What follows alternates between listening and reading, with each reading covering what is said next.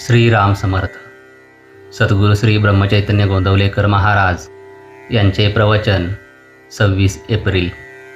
संतांनीच भगवंताला सगुणात आणले.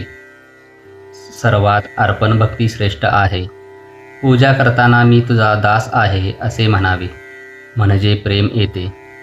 यात लाज वाटायचे काहीच कारण नाही. आधी भगवंताचे दास व्हावे आणि मग पूजा करावी. आम्ही इतर कित्येकांचे दास होतो आणि इतक्यातून उरेल तेव्हा भगवंताचे दास होणार. मग पूजेत अर्पण भक्ती कशी येणार? आपल्याला जे जे आवडते ते मनाने भगवंताला अर्पण करावे. इथे सर्व काही मनानेच करायचे असते. नुसते शरीराने काबाड कष्ट केले म्हणजे प्रेम येतेच असे नाही. चित्त विषयाकडे ठेवून भगवंताची सेवा करणे म्हणजे अंगचोरपणा आला. असा अंगचोरपणा करू नये. भगवंताकडे मन लागायला सगुणोपासना उत्तम होय. सर्व लोक याना त्या रूपाने सगुणाचीच उपासना करणारे असतात. ठरलेली वेळ आणि ठरलेले साधन असावे, म्हणजे त्यामध्ये प्रेम येते. आपण ज्याची उपासना करतो तो तरी सगुणामध्येच असतो ना, म्हणून त्याला सुद्धा मग ती सवय लागते. आपण ज्या मूर्तीची उपासना करतो त्या मूर्तीमध्ये तेज वाढत असते. ज्या मूर्तीची उपासना एखाद्या साधूने केलेली असेल त्या मूर्तीमध्ये फार तेज असते आणि ते पुष्कळ काळ टिकते. शिवाय ते इतरांनाही उपयोगी पडते. जगाचे खरे स्वरूप कळण्यासाठी सगुण उपासनाच कारणीभूत आहे. सर्व भोग भोगून काळजी नसणे हे उपासनेचे खरे मर्म आहे. उपासनेचे तेज कसे झळकले पाहिजे?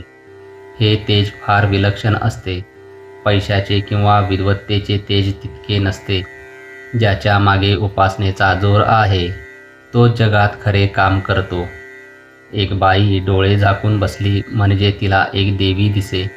त्या बाईशी देवी बोलत असे आणि प्रपंचातल्या वगैरे सर्व गोष्टी कशा कराव्यात हे सांगत असे. परंतु बाईने ध्यान करणे सोडून दिल्याने तिला देवी दिसणे बंद झाले.